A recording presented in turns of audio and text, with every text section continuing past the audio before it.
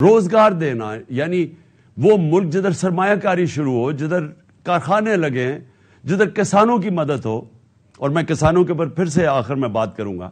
لیکن جب تک ایک ملک کے اندر قانون کی حکمرانی نہیں ہوتی، جب تک ایک ملک میں طاقتور اور قانون کے کمزور کے لیے ایک قانون نہیں بنتا، تب تک لوگ آزاد نہیں ہوں گے. اور میں بار بار یہ کہتا ہوں کہ اگر ملک کا ایکس پرائم منسٹر 50 سال سے وہ آدمی جس کو یہ قوم سب سے زیادہ جانتی ہے، کسی آدمی کو اس ملک میں 50 سال سے پاکستانی قوم نہیں جانتی میرے علاوہ. کرکٹ کے زمانے سے لوگ مجھے جانتے، اور میں سب سے بڑی پارٹی کا سربراہ ہوں. اگر میں اپنی ایف آئی آر نہیں کٹوا سکتا، اور ایف آئی آر اس لیے نہیں کٹوا سکتا کیونکہ میری اپنی حکومت ہے پنجاب میں، پولیس پنجاب کی پنجاب حکومت کے نیچے ہے، اس کے باوجود وہ ایف آئی آر نہیں کاٹ رہے. تو میں یہ اس لیے آپ سب کو کہہ رہا ہوں کہ اگر میرے سے یہ ہو سکتا ہے تو عام آدمی سے کیا ہوتا ہوگا؟ کیوں یہاں تھانہ اتنی بڑی چیز بن چکا ہے پاکستان میں؟ کیوں پالیٹکس کے اندر جب بھی ایم پی اے یا ایم این اے آتا ہے تو سب سے پہلے اپنا تھانے دار رکھوانے کی کوشش کرتا ہے؟ کیوں پہلے اپنے پولیس والے رکھوانے کی کوشش کرتے ہیں؟ کیوں باہر کے ملک میں ایسے نہیں ہوتا؟ کیوں یورپ اور برطانیہ میں ایسے نہیں ہے؟ کیونکہ وہاں ان کے نظام کے اندر انسان کوئی حقوق کی حفاظت ہے. جو قانون اور آئین اس کو حقوق دیتا ہے، وہ انصاف کا نظام پروٹیکٹ کرتا ہے، اس کی تحفظ کرتا ہے. تو ہمارے لوگ اس لیے غلام بنے ہوئے ہیں، یہ نظام غلام بنا دیتا ہے لوگوں کو. اور اسی لیے لوگ مر کے جاتے ہیں یورپ. اور آپ کے رشتہ دار کتنے ہوں گے جو کہ محنت کرنے اور محنت کش لوگ آج باہر کے ملکوں میں کام کر رہے ہیں، اور وہ آپ کو پیسے بھیجتے ہیں. وہ پھر سے وہ یہ نہیں کہ لوگ پیسے وہاں تقسیم کر رہے ہیں، وہ اس لیے کہ ان کا نظام اجازت دیتا ہے لوگوں کو پیسہ بنانے کے لیے، بزنس کرنے کے لیے. اپنی وہ کام دکانیں کریں گے، انہیں پتہ ہے دکانیں لگائیں گے، کارخانے لگائیں گے کہ ان کو تنگ نہیں کیا جائے گا محکموں سے، اس لیے وہ خوشحال ہیں.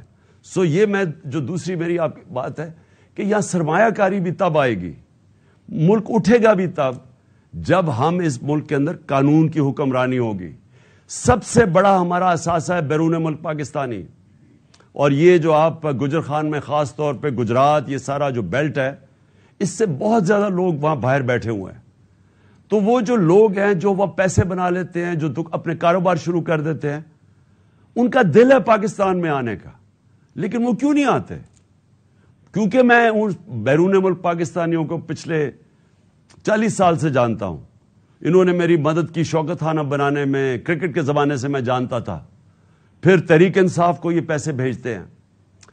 تو کیوں جب بھی میں ان سے پوچھتا ہوں وہ کیوں نہیں پاکستان میں سرمایہ کاری کرتے؟ کیونکہ ان کو اعتماد نہیں ہے پاکستان کے انصاف کے نظام پہ.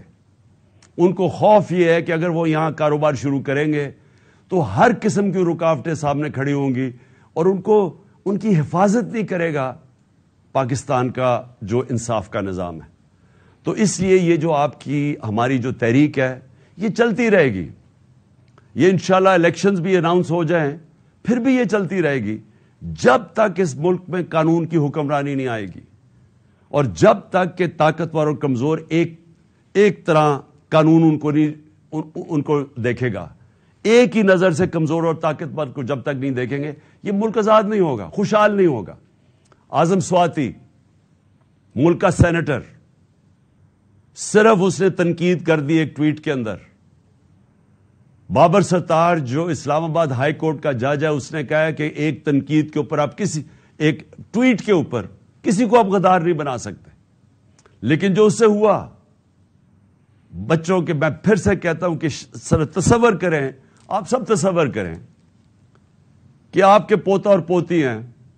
چلے آپ پوتا پوتی نہیں، آپ کے بچے ہیں، 5، 8، 9 سال کے بچے.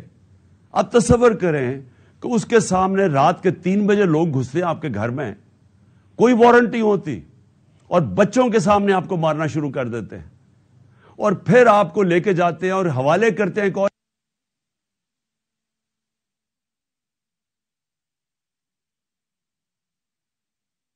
ان کو حوالے کر دیں، تشدد کرتے ہیں. ایک معتبر آدمی باہر سے پیسہ بناتا ہے، محنت کش آدمی جو باہر سے پیسہ پاکستان لے کے آتا ہے، ملک کا سینیٹر ہوتا ہے، اگر اس سے یہ کر سکتے ہیں، پھر آپ سب سوچ لیں کہ یہ آپ سب سے یہ ہو سکتا ہے.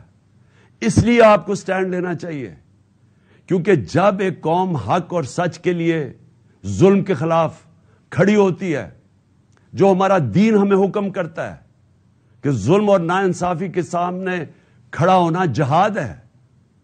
اللہ نے اس کو ایک عبادت کا درجہ دے دیا ہے کہ جب آپ رائے حق کے لیے اور انصاف کے لیے کھڑے ہوتے ہیں تو یہ عبادت میں شامل ہو جاتا ہے.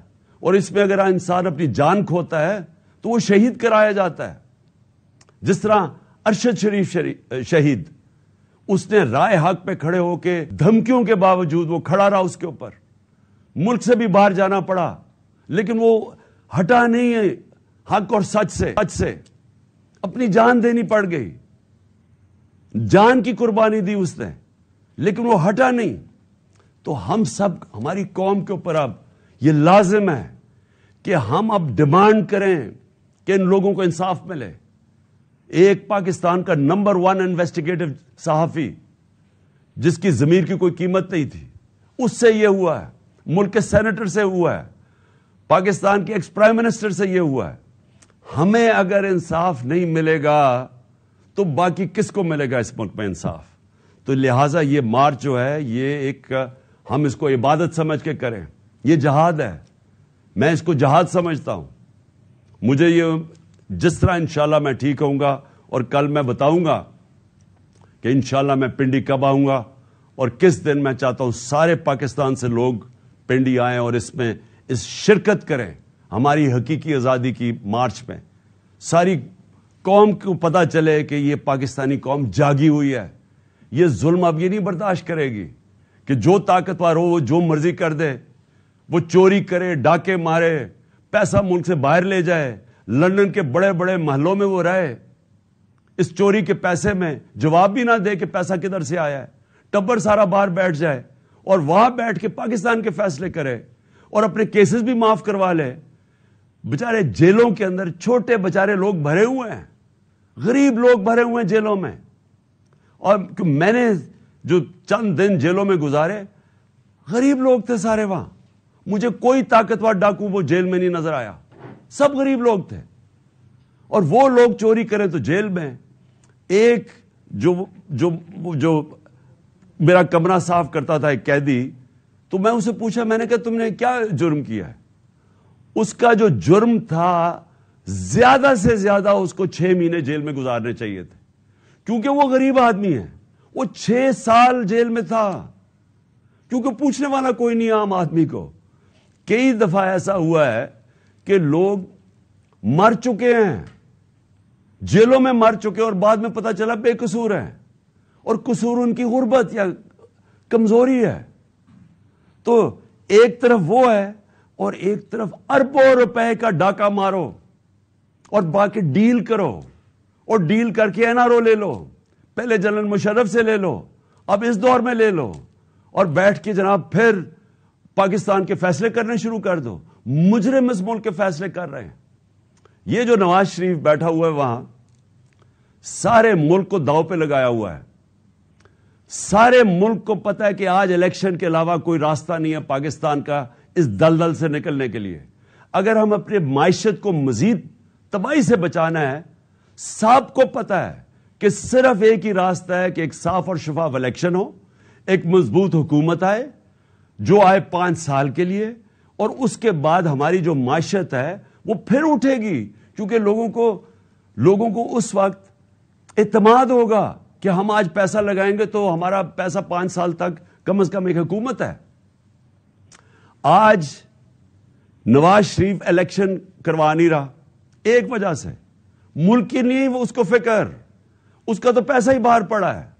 وہ تو ہمیشہ جب مشکل آتی ہے باہر بھاگ جاتا ہے، لیکن اس لیے نہیں فیصلہ کر رہا کہ اگر وہ الیکشن کروائے گا وہ پٹ جائے گا، اگر وہ الیکشن کروائے گا وہ ہار جائے گا، اس لیے نہیں کروا رہا. اپنی ذات کے لیے اس ملک کو یہ داؤ پہ لگا رہا ہے. اور اس کو پھر سے میں کہتا ہوں کہ جو آدمی کا جینا مرنا پاکستان میں نہیں ہے، جس کا سارا بچے باہر برطانیہ پاسپورٹ لے کے بیٹھے ہوئے ہیں، وہ بیٹا 10 ارب کے گھر میں رہتا ہے، 4 محلوں کے اندر جو مریم کے نام پہ ہیں، وہ بتا نہیں سکتے پیسہ کدھر سے آیا، تو وہ لوگ، اب مجھے بتائیں وہ آدمی پاکستان کا فیصلہ کر سکتا ہے؟ کیا اس کو یہ رائٹ ہونا چاہیے کہ الیکشن کب کروائے جائیں؟